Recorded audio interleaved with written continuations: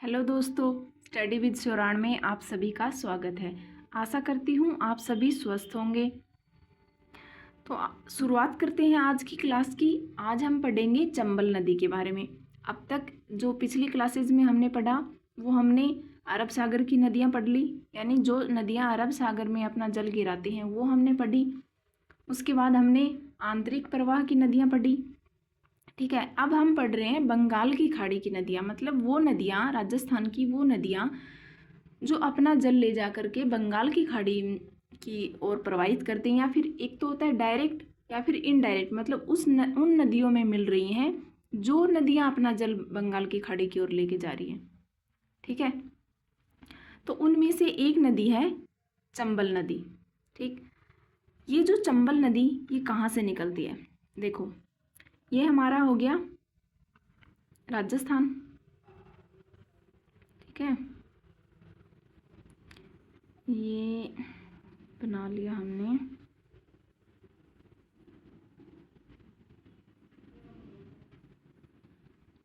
यहाँ पे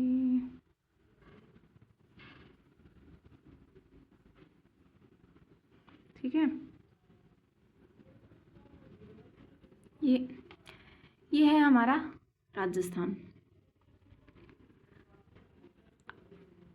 यहाँ इस साइड जो सीमा लगती है वो गुजरात की, हमें पता है, और ये जो सीमा लगती है वो एमपी की। यहाँ है यूपी।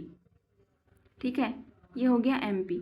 एमपी में जो विंध्याचल पर्वतमाला जो गुजर रही है, विंध्याचल पर्वतमाला से चंबल नदी निकलती है। विंध्याचल पर्वतमाला से चंबल नदी निकली। ठीक है, एमपी के अंदर इंदौर डिस्ट्रिक्ट से। और ये जो चंबल नदी राजस्थान में जब प्रवेश करती है तो कहाँ से प्रवेश करती है? चित्तौड़ के। यहाँ पे जो चित्तौड़ है, देखो मैप में देख लो एक सेकेंड। ये देखो, ये हमारा राजस्थान का मैप है ना, यहाँ पे एमपी की सीमा लग रही है। तो जो चंबल नदी यहाँ से निकली और फिर चित्तौड़ में प्रवेश किया। राजस्थान के अंदर कहाँ से प्रवेश करती है? चित्तौड़ के अंदर एक जगह है चौरासीगढ़। ठीक है, वहाँ से राजस्थान में चंबल नदी का प्रवेश हुआ और कोटा बूंदी से बहती हुई सवाई माधोपुर, करौली एंड धौलपुर से आगे यूपी में चली जाती है। तो इसका मतलब क्या हुआ? ये जो चंबल नदी थी ये यहाँ से बह करके और आगे कहाँ गई? यूपी में। ठीक है, यानी कितने डिस्ट्रिक्ट पार किए? चित्तौड़गढ़। ठीक, चित्तौड़गढ़। उसके बाद आता है कोटा बूंदी। उसके बाद आप मान लो सवाई माधोपुर। ठीक है, सवाई माधोपुर एंड उसके बाद आ जाता है हमारा करौली, और लास्ट आ जाएगा हमारा यहाँ पे धौलपुर। तो इन जिलों से बहती हुई चंबल नदी आगे यूपी में प्रवेश कर जाती है। ठीक है, चित्तौड़गढ़, कोटा बूंदी, सवाई माधोपुर, करौली एंड धौलपुर। कितने जिले हो गए? 6 जिले। तो यानी जो चंबल नदी है वो राजस्थान के 6 जिलों से होकर बहती है। ठीक है, और 3 क्या हो गए हमारे स्टेट? कौन कौन से? MP, Rajasthan and UP. यानी ये एक पहली नदी जो अंतर्राज्यीय नदी है। कौन सी नदी है? जो बंगाल की खाड़ी में गिरने वाली एकमात्र क्या है? अंतर्राज्यीय नदी है। ठीक है, क्योंकि ये देखो 3 डिस्ट्रिक्ट से बह रही, 3 स्टेट से बहती है। ये 3 राज्यों से क्या सीमा बना रही है? क्या बना रही है? एकमात्र ऐसी नदी जो 3 राज्यों से अपनी सीमा बनाती है। ठीक है, वो है चंबल नदी। तो ये बात हो गई चंबल नदी की, जो विंध्याचल पर्वतमाला से निकली। वो कौन सी जगह थी ये? चौरासीगढ़। कहाँ पे थी? चित्तौड़ के अंदर। तो ये चौरासीगढ़, यहाँ पे लिख लो चौरासीगढ़। इसका जो प्रवेश होता है ना,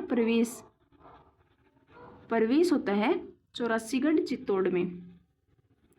चौरासीगढ़ चित्तौड़ में। ठीक है, तो ये हो गया इसका प्रवेश। कहाँ पे? राजस्थान के अंदर चौरासीगढ़ चित्तौड़ के अंदर। कोटाबूंदी में से बहती हुई सवाई माधोपुर, करौली एंड धौलपुर से बहती हुई ये यूपी में चली जाती है। उसके बाद देखते हैं ये जो चंबल नदी है इसके उपनाम देख लेते हैं। उपनाम कौन कौन से हैं चंबल नदी के? मतलब इस जो चंबल नदी है उसको और किन किन नामों से जाना जाता है? तो इसको एक तो बोलते हैं राजस्थान की कामधेनु। राजस्थान की कामधेनु क्या बोला जाता है? चंबल नदी को दूसरे नाम से राजस्थान की कामधेनु। ठीक है, अब देखो कामधेनु क्यों बोलते हैं? क्योंकि ये जो चंबल नदी है ये हमेशा क्या बहती रहती है, कभी नहीं रुकती। इसका जो पानी है रुकता नहीं है।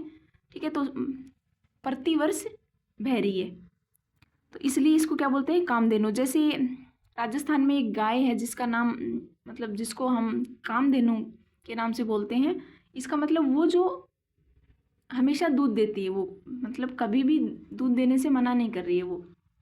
ठीक है, कुछ गायें होती हैं जो बीच में दूध नहीं देती, लेकिन वो जो कामधेनु गाय इसीलिए उसका नाम रखा, वो प्रतिवर्ष दूध दे रही है। इसका मतलब जो चंबल नदी है वो हर साल लगातार बह रही है, इसका पानी रुक नहीं रहा, तो इसको क्या बोला गया है? राजस्थान की कामधेनु। उसके बाद इसी का दूसरा नाम है बारहमासी। क्यों? ये प्रतिवर्ष बह रही है तो क्या हो गई? बारहमासी। बारहमासी भी इसको ही बोलते हैं। उसके बाद इसको नित्यवाहिनी, सदावाहिनी, एक जैसे ही नाम है ये तो। ठीक है, उसके बाद एक और नाम है तो इसको बोलते हैं चर्मणवती नदी। चर्मणवती नदी। अब चर्मणवती इसका जो ये नाम है ये है सबसे पुराना नाम, प्राचीन नाम।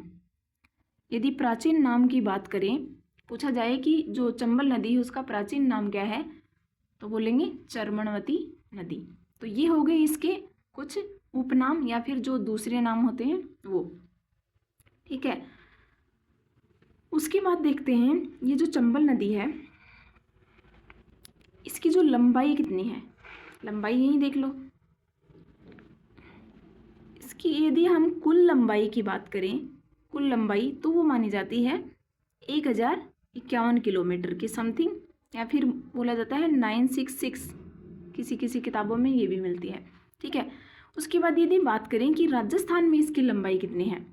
ठीक है, राजस्थान में लंबाई, तो यदि राजस्थान में लंबाई की बात करें तो वो है 322 किलोमीटर। ठीक, तो ये हो गई इसकी राजस्थान में लंबाई। कुल लंबाई याद रखना 1051 किलोमीटर। ठीक है, ये जो नदी है, जो चंबल नदी है, मतलब सर्वाधिक सतही वाली नदी बोला जाता है इसको। सर्वाधिक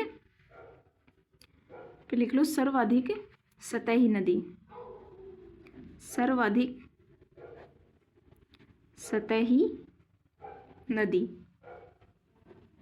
कौन सी? चंबल नदी। क्योंकि अभी जो चंबल नदी की बातें चल रही सारी, इसका बहाव क्षेत्र हमने देख लिया, इन जिलों से बहती है। ठीक है, यदि ये पूछा जाए इसकी मतलब उद्गम से लेकर आगे लास्ट एंड पॉइंट तक यदि जिलों का क्रम पूछा जाए तो ऐसे बताना, चित्तौड़गढ़, कोटाबूंदी, सवाई माधोपुर, करौली एंड धौलपुर, ऐसे पूछा जा सकता है। ठीक है, और इसकी अगर यदि विशेषताओं की बात करें तो एक तो हो गया सर्वाधिक सतही नदी इसको बोला जाता है, और करती है सर्वाधिक अवनालिका अपर्दन। सर्वाधिक अवनालिका अपर्दन। ठीक है, ये क्वेश्चन भी बहुत बार पूछा जाता है कि सर्वाधिक अवनालिका अपर्दन कौन सी नदी से होता है, तो वो होता है चंबल नदी से, अवनालिका अपर्दन। ठीक है, उसके बाद बात करें जो तीसरा पॉइंट आता है हमारा, एकमात्र अंतर्राज्यीय सीमा वाली नदी, मतलब एक मात्र अंतर्राज्यीय सीमा बनाती है ये, अंतर्राज्यीय सीमा बनाने वाली नदी। उसमें भी क्या है, ये एकमात्र नदी है। ठीक है, जो कि क्या करती है, अंतर्राज्यीय सीमा बना रही है। ठीक, उसके बाद ये जो नदी है इसको यूनेस्को सूची में भी शामिल किया गया है। ठीक है, तो देखो यूनेस्को की विश्व धरोहर सूची में शामिल, विश्व धरोहर सूची में शामिल एकमात्र नदी है ये। ठीक है, एकमात्र नदी कौन सी है विश्व धरोहर सूची में शामिल? चंबल नदी। तो क्या बात हुई, सर्वाधिक सतही नदी भी इसको बोलेंगे, सर्वाधिक अवनालिका अपरदन भी इसी नदी से होता है। एकमात्र नदी ऐसी जो कि अंतर्राज्यीय सीमा बना रही है, एंड विश्व धरोहर जो यूनेस्को की विश्व धरोहर सूची जो बनी हुई है उसमें भी ये एकमात्र नदी है जिसमें चंबल नदी का नाम यूनेस्को में जुड़ा हुआ है। ठीक है, उसके बाद देखें तो ये जो नदी है इसके ऊपर कुछ मतलब संरक्षित जीव जो हैं, इस नदी के अंदर जो संरक्षित जीव हैं इम्पोर्टेंट, वो देखो क्या संरक्षित जीव किसके? चंबल नदी के। चंबल नदी संरक्षित जीव किसके? चंबल नदी के। एक तो आता है सबसे जो इम्पोर्टेंट जीव है वो है घड़ियाल। क्या है? घड़ियाल। ठीक है, मुख्य रूप से चंबल नदी के अंदर क्या पाया जाता है? घड़ियाल। दूसरा आता है इसके अंदर गांगे, मतलब क्या बोलते हैं उसको? गांगे। डॉल्फिन है ये एक प्रकार की। क्या है ये? डॉल्फिन है। ठीक है, उसके बाद आता है एक ऊदबिलाव। ठीक है, तो ये जो तीन हैं ये संरक्षित जीव हैं इसमें, ऊदबिलाव। ठीक, तो इनमें से सबसे जो इम्पोर्टेंट है वो है घड़ियाल। ये याद रखना, घड़ियाल संरक्षित जीव है, वो कहाँ पे है? चंबल नदी के अंदर। ठीक, अब आती है बात चंबल नदी के जो सहायक नदियां हैं उनकी। ठीक है, जो चंबल नदी की सहायक नदियां हैं उनकी बात कर लेते हैं आगे यहाँ पे। ठीक,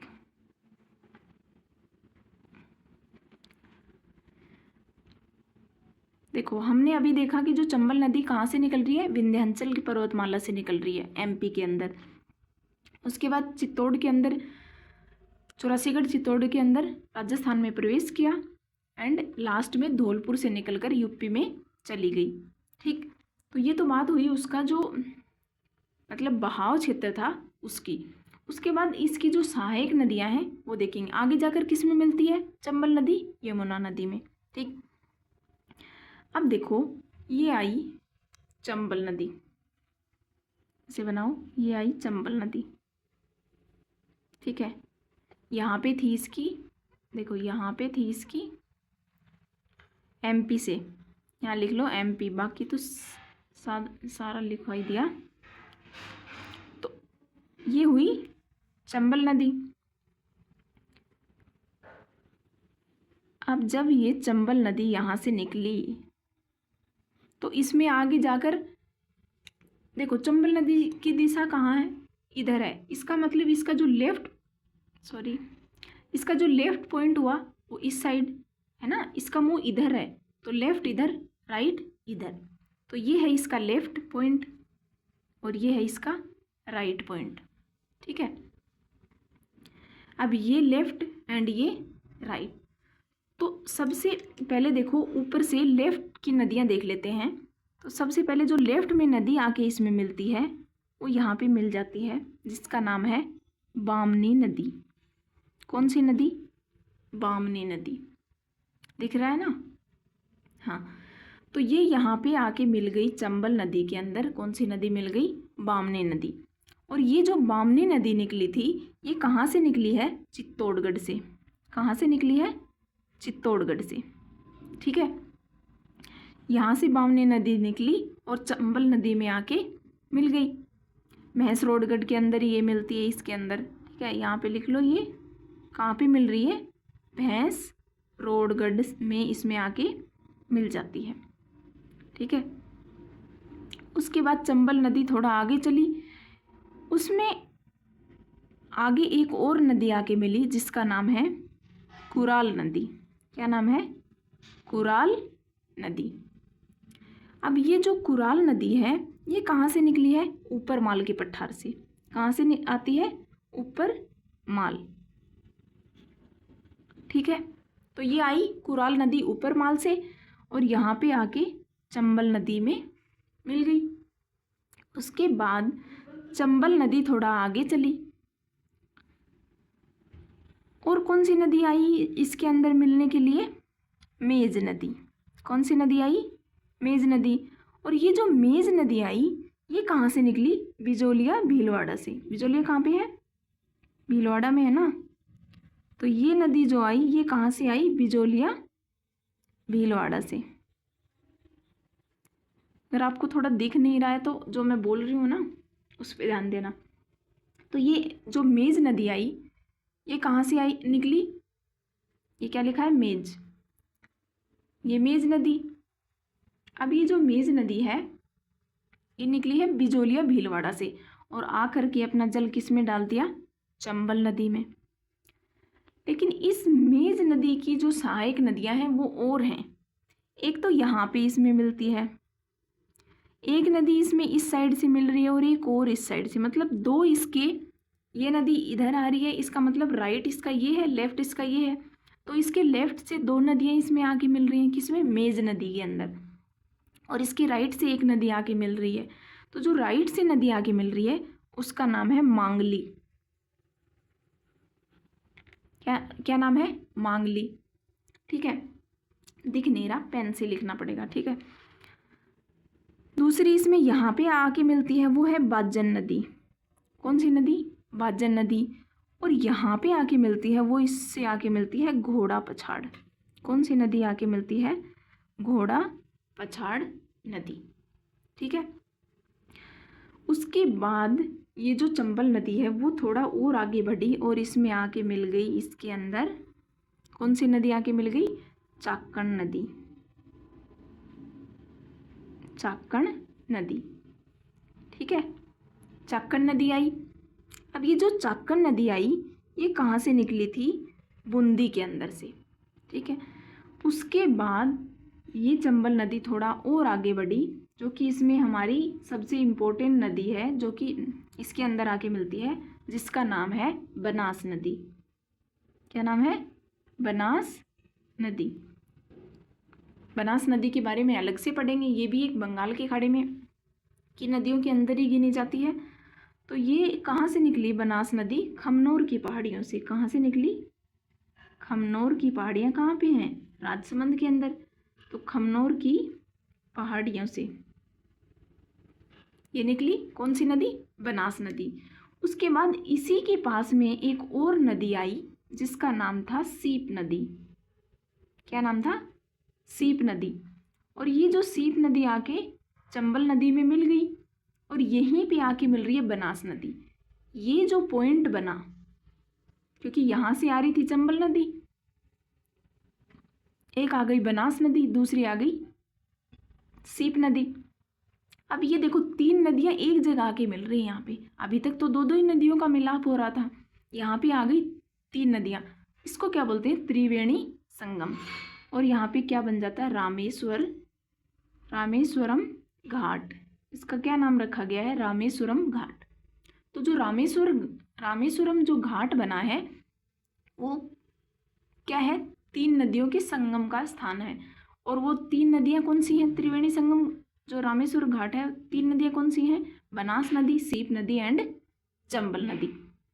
ठीक है, उसके बाद ये जो हमारी चंबल नदी थी ये थोड़ा और आगे गई और किस में मिल गई? ये यहाँ पे जा रही है यमुना नदी। ये जो जा रही है यहाँ पे यमुना नदी, जो कि यहाँ से आ रही थी और उधर चली गई। ठीक है, तो यमुना नदी में आके क्या मिल गई? हमारी चंबल नदी। अभी तो हमने देखी इसकी कौन सी नदियाँ? लेफ्ट साइड की नदियाँ, लेफ्ट साइड की सहायक नदियाँ, बामनी, कुराल। देखो बामनी, कुराल जो मेन है, मेज, उसके बाद आती है चाकन, बनास एंड सीप। तो मेन याद रखना बामनी, कुराल, मेज, पे लिख लो मेज, ठीक है, चाकण, बनास एंड सीप नदियाँ। तो ये कितनी नदी होगी लेफ्ट साइड की? 1 2 3 4 5 6 नदियाँ जो इसके लेफ्ट साइड से आके चंबल नदी में मिल रही हैं। अब हम पढ़ेंगे इसके राइट साइड की नदियाँ। अब जो राइट साइड की नदियाँ हैं वो सबसे पहले यहाँ पे आके मिल रही है इसके अंदर कौन सी नदी? आलनिया नदी, जिसका नाम है आलनिया नदी। यहाँ पे आके चंबल में अपना पानी गिरा दिया। आलनिया नदी कहाँ से निकली? कोट्टा से। कहाँ से निकलती है? कोट्टा के अंदर से। उसके बाद इसके अंदर कौन सी नदी आके गिरी? काली सिंध। ठीक है, अब ये जो काली सिंध नदी है ये है इम्पोर्टेंट। क्यों? क्योंकि ये जो काली सिंध नदी है ये राजस्थान की मतलब ऐसी नदी है चंबल की जो कि दाईं ओर से मिल रही है, और दाईं ओर से की जो नदियां जो मिल रही हैं उनमें सबसे बड़ी नदी है काली सिंध नदी। ठीक है, कौन सी नदी है? काली सिंध। सबसे बड़ी होने के साथ साथ इसके अंदर और नदियां हैं जो कि इसकी सहायक नदियां हैं। ठीक है, क्या और नदियां हैं जो कि इसकी क्या है? सहायक नदियां हैं। और वो जो सहायक नदियां हैं, जो सहायक नदियां हैं वो कौन कौन सी हैं? देखो, एक तो यहाँ से आके मिली इसके अंदर, एक फिर यहाँ से आके मिली इसके अंदर। ठीक है, और एक ये जा ही रही है इसी नदी के अंदर, एक यहाँ से आके मिलती है, एक यहाँ से आके मिलती है। दिख रहा है ना? हाँ, उसके बाद एक ये छोटी नदी है जो कि यहाँ से आके मिल रही है। इसका जो नाम है वो क्या है? देखते हैं अभी। आहू। ये कौन सी नदी है? आहू नदी। ये जो सारे नाम है ये नदियों के ही नाम लिख रहे हैं, है ना? तो इनके आगे नदियाँ लिखते रहना, नहीं तो ये ऐसे लगेगा जैसे कोई जगह के नाम है ना? तो जो बोला है, जैसे बामनी नदी है, कुराल नदी है, मांगली भी क्या है? नदी है, मेज नदी है, यहाँ पे बाजन नदी है, घोड़ा पछाड़ नदी है, चाकण भी नदी है। उसके बाद ये देखो बनास नदी, एंड ये क्या है? सीप नदी। ये सारी क्या है? नदियाँ हैं। और ये यहाँ से मेन नदियाँ हैं वो निकल रही हैं, और यहाँ पे आके किस में मिल गई? चंबल नदी के अंदर। उसके बाद अभी हम क्या देख रहे हैं? राइट साइड की नदियाँ, राइट साइड की सहायक नदियाँ। अब ये जो राइट साइड की सहायक नदियाँ उनमें सबसे पहले आलनिया, उसके बाद आती है काली सिंध। काली सिंध नदी यहाँ से निकली। कहाँ से निकली? वैसे तो काली सिंध नदी एमपी से निकलती है। कहाँ से निकलती है? एमपी के अंदर से। और एमपी में एक जगह है देवास, देवास एमपी। ठीक है, तो ये जो देवास एमपी के अंदर ये जगह है, इस यहाँ से कौन सी नदी निकली? काली सिंध। काली सिंध में दो नदियाँ आके मिलती हैं, एक तो है आहू नदी। ठीक है, उसके बाद एक है यहाँ पे देखो परवन नदी। ये परवन नदी बहुत बार पूछी जा चुकी है, इम्पोर्टेंट है कि काली सिंध की सहायक नदियाँ आहू एंड परवन इम्पोर्टेंट नदियाँ हैं। ठीक, और यहाँ से जो नदियाँ आ रही हैं जो कि परवन के अंदर 4 नदियाँ आके मिल रही हैं, 2 राइट से 2 लेफ्ट से। ठीक है, और ये जो परवन नदी ये कहाँ से निकल रही है? एमपी के अंदर से निकल रही है, याद रखना। यहाँ पे जो नदी आ रही है वो है धार नदी। यहाँ पे जो नदी आके मिल रही है, यहाँ इस साइड से जो नदी आके मिल रही है वो है यहाँ पे छाप नदी, एंड ये वाली जो नदी है वो है निवाज नदी। ठीक है, और यहाँ पे जो नदी आ रही है वो है काली खो, काली खो। तो ये हो गई परवन की 4 सहायक नदियाँ। ठीक है, कौन कौन सी हो गई? धार नदी, छाप नदी, निवाज नदी एंड काली खो नदी। उसके बाद परवन काली सिंध की सहायक नदी है, एंड काली सिंध की दूसरी सहायक नदी कौन सी है? आहू नदी। ठीक, आहू नदी भी कहाँ से निकलती है? एमपी से। ठीक है, ये कहाँ से निकल रही है? एमपी के अंदर से। तो ये हो गई काली सिंध की बात। उसके बाद आगे चलते हैं। चंबल नदी आगे चली तो जो आगे जाके कौन सी नदी मिली इसके अंदर? एक और नदी आके मिलती है जिसका नाम है पार्वती नदी। तो यहाँ पे इसके अंदर आके मिल रही है पार्वती नदी। यहाँ पे देख लो इसके अंदर कौन सी नदी आके मिल रही है? पार्वती नदी। ठीक, तो ये नदी आके मिली पार्वती नदी। इस पार्वती के अंदर और सहायक नदियां हैं। ठीक है, एक तो इधर से आ जाती है, एक इधर से। और ये पार्वती नदी कहाँ से निकलती है? एमपी के अंदर से। कहाँ से निकली? एमपी के अंदर से। पार्वती की सहायक नदियाँ हैं 3, 2 इस साइड से आई, मतलब 2 लेफ्ट साइड से आई, 1 राइट साइड से आई। ठीक, यहाँ से नदी, वो छोटी छोटी नदियाँ हैं, बिलास, बंदली, इतना इम्पोर्टेंट नहीं है। यहाँ पे आ रही है कुल्लू नदी। ठीक है, उसके बाद चंबल नदी थोड़ा और आगे चली और इसके अंदर एक और नदी आके मिलती है छोटी सी, जिसका नाम है कुन्नू नदी। क्या नाम है? कुन्नू नदी। और ये कहाँ से निकलती है? एमपी के अंदर। एमपी के अंदर कहाँ से निकली? गुना। एमपी का जो गुना डिस्ट्रिक्ट है वहाँ से आके ये नदी आके मिलती है और कुन्नू नदी निकलती है और चंबल नदी क्या में मिल जाती है। अब ये जो चंबल नदी आगे चली और यमुना में मिल गई। तो ये हो गई चंबल की कुछ सहायक नदियाँ। चंबल नदी जो मतलब इम्पोर्टेंट नदी है, क्यों? क्योंकि एक तो इसका बहाव क्षेत्र ज़्यादा, ठीक है, उसके बाद ये यूनेस्को सूची में शामिल, उसके बाद इसकी जो सहायक नदियाँ देख लो कितनी सारी हैं, है ना। इस वजह से ये जो चंबल नदी है ये थोड़ी इम्पोर्टेंट नदी है। याद रखना, एक बार फिर से रिपीट कर देती हूँ। चंबल नदी एमपी, वो जो विंध्याचल पर्वतमाला से की जो पहाड़ियाँ हैं, जाना पाव पहाड़ी, वहाँ से निकलती है और भैंसरोडगढ़ चित्तौड़ के अंदर आके राजस्थान में प्रवेश करती है। जब चंबल नदी राजस्थान में प्रवेश कर जाती है तो 6 जिलों से होकर गुजरती है और यूपी में चली जाती है। इसका मतलब ये जो चंबल नदी है ये Rajasthan, MP, Rajasthan and UP की 3 राज्यों की सीमा बनाती है। इसलिए इस नदी को क्या बोलते हैं? अंतर्राज्यीय, एकमात्र अंतर्राज्यीय सीमा बनाने वाली नदी। क्या नाम है? चंबल नदी। ठीक, अब देखो यहाँ से जब चंबल नदी निकली, भैंसरोडगढ़ चित्तौड़ में प्रवेश कर लिया, लेफ्ट साइड से बावनी नदी आई, भैंसरोडगढ़ में मिल गई। उसके बाद लेफ्ट साइड की नदियाँ हैं कुराल नदी, मेज नदी, चाकल, बनास एंड सीप नदी। ठीक है, एंड जो राइट साइड की नदियाँ हैं उनमें आता है आलनिया, काली सिंध, पार्वती नदी एंड कुन्नू नदी। 4 नदी इंपॉर्टेंट है, याद रखना। उसके बाद जो काली सिंध है, राइट साइड की सबसे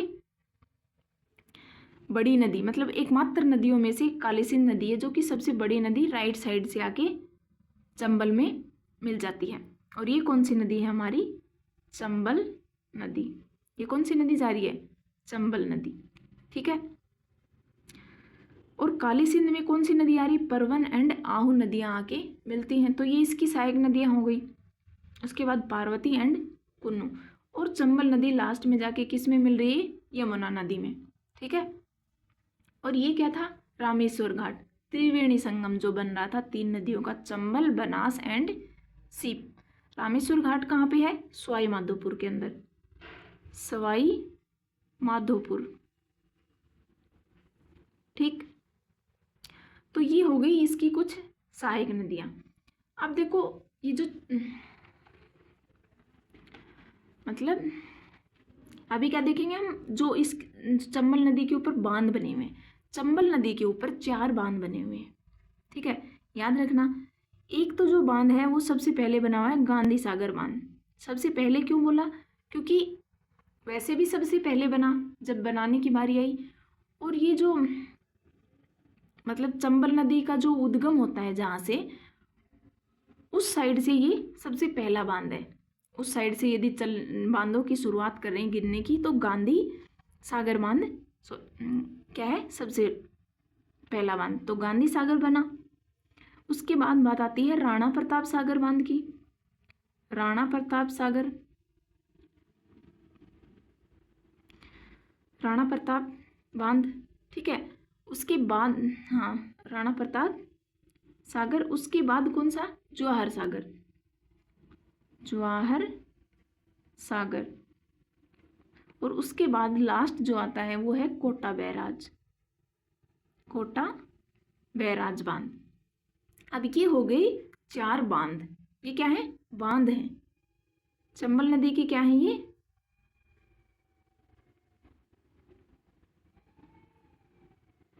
क्या है ये? चंबल नदी की 4 बांध। ठीक है, पहला, दूसरा, तीसरा, चौथा, तो 4 बांध हो गए। इनमें जो फेज चला वो 3, मतलब 3 फेज में ये 4 बांध बने हुए हैं। कैसे? फेज का मतलब है जब जो बांध बनाने की बारी आई तो जो सबसे पहले जो शुरुआत हुई वो गांधी सागर बांध की शुरुआत हुई थी। उसके बाद राणा प्रताप सागर बांध बना, उसके बाद जवाहर सागर बांध बना। ठीक है, तो first phase, second phase and third phase. और ये जो कोटा बैराज, ये मत समझना आप थर्ड फेज में ये भी बन गया होगा जवाहर सागर के साथ कोटा बैराज, ये नहीं बना। कोटा बैराज क्या बना? फर्स्ट फेज में ही बन गया। कैसे? जब गांधी सागर बांध की शुरुआत हुई थी उसी टाइम कोटा बैराज बांध की शुरुआत हुई थी। तो ये जो कोटा बैराज और गांधी सागर ये दोनों किस में बने? फर्स्ट फेज में। उसके बाद सेकंड, उसके बाद थर्ड फेज। ठीक है, ये देखो ये बना फर्स्ट फेज, ये सेकंड फेज और ये बना थर्ड फेज, और ये फिर से फर्स्ट फेज लिखना है। ठीक है, तो ये हो गए चंबल नदी के 4 बांध। अब ये जो राणा प्रताप सागर बांध इम्पोर्टेंट है। क्यों? क्योंकि जो राणा प्रताप सागर बांध है वो विद्युत और सिंचाई दोनों की दृष्टि से, मतलब दोनों के लिए ये काम में आता है। कौन सा? राणा प्रताप सागर बांध। ठीक है, दोनों के लिए काम में आ रहा है। कौन सा? इसकी जो भराव क्षमता भी ज़्यादा है। किसकी? राणा प्रताप सागर बांध की। अभी देखो कैसे कैसे बन रहे हैं। जैसे ये यहाँ पे चंबल नदी आ रही थी तो यहाँ पे तो बन गया तुम्हारा कौन सा बांध? सबसे पहला जो गांधी सागर बांध, गांधी सागर बांध। क्यों? क्योंकि देखो ये किस लिए याद रखना है। अब जैसे यहाँ से चंबल नदी का स्टार्टिंग पॉइंट था तो ये बोलेंगे कि जो चंबल नदी के स्टार्ट उद्गम से लेकर अंत तक बांधों का क्रम बताइए। तो ये याद होना जरूरी है कि सबसे पहले कौन सा, उसके बाद कौन सा, उसके बाद कौन सा। उसके बाद बना यहाँ पे आपका राणा प्रताप सागर बांध। कौन सा बांध? ये राणा प्रताप सागर बांध।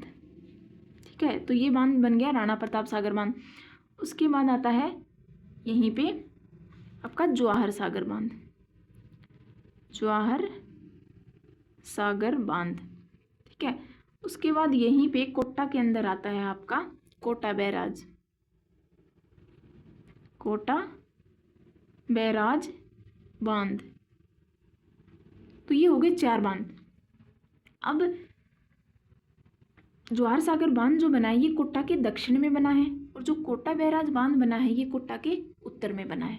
ठीक है, इनका क्रम उल्टा भी पूछा जा सकता है कि जो कोटा बैराज बांध बना, सॉरी, ये जो चंबल नदी है इसके एंड पॉइंट से लेकर जब हम इसकी उद्गम की ओर जाते हैं तो बांधों का क्रम बताइए। तो ऐसे भी याद होना चाहिए, कोटा बैराज, जवाहर सागर, राणा प्रताप एंड गांधी सागर। तो ये हो गए 4 बांध। ठीक है, उसके बाद देखें तो कोटा के अंदर ही, मतलब जहाँ पे कोटा है, कोटा के अंदर ही क्या बना हुआ है? एक हैंगिंग ब्रिज बना हुआ है ऐसे करके। ठीक है, ये ब्रिज बना हुआ है जिसका नाम है हैंगिंग ब्रिज। क्या नाम है? Hanging bridge. तो हैंगिंग ब्रिज पूछा जाए तो एकमात्र यही नदी है चंबल नदी जिसके ऊपर एक हैंगिंग ब्रिज बना हुआ है। और ये जो हैंगिंग ब्रिज बना हुआ है ये NH27 के अंदर ही आता है। ठीक है, इतना याद रखना। और इसकी जो मतलब ये जो लंबाई है ये कितनी है? लंबाई है इसकी वो 1500 मीटर है। ठीक, मतलब ये 1500 मीटर ये हैंगिंग ब्रिज लंबा है। तो ये हो गई आज हमारी चंबल नदी की बातें। ठीक, बस इतने ही क्वेश्चन पूछे जाते हैं। और ये जो मतलब ये जो बांध बने थे, ये जो 3 बांध हैं इनको याद रखना। ये तीनों बांध 100 किलोमीटर के दायरे में बने हुए हैं। पे लिख देते हैं 100 किलोमीटर के दायरे में बने हैं। ये इम्पोर्टेंट है कि 100 किलोमीटर के दायरे में राजस्थान के 3 बांध बने हुए हैं। ठीक है, क्या? राणा प्रताप सागर बांध, जवाहर सागर एंड कोटा, RJK। ठीक है, तो ये 3 बांध ये बने हुए हैं 100 किलोमीटर के दायरे में। अंतर्राज्यीय जो सीमा यहाँ पे आ रही है ये कितनी बना रही है? ये 252 किलोमीटर, लगभग कितनी? 252 किलोमीटर। ठीक है, तो ये हो गई चंबल नदी की बातें। चंबल नदी हमारी ख़त्म।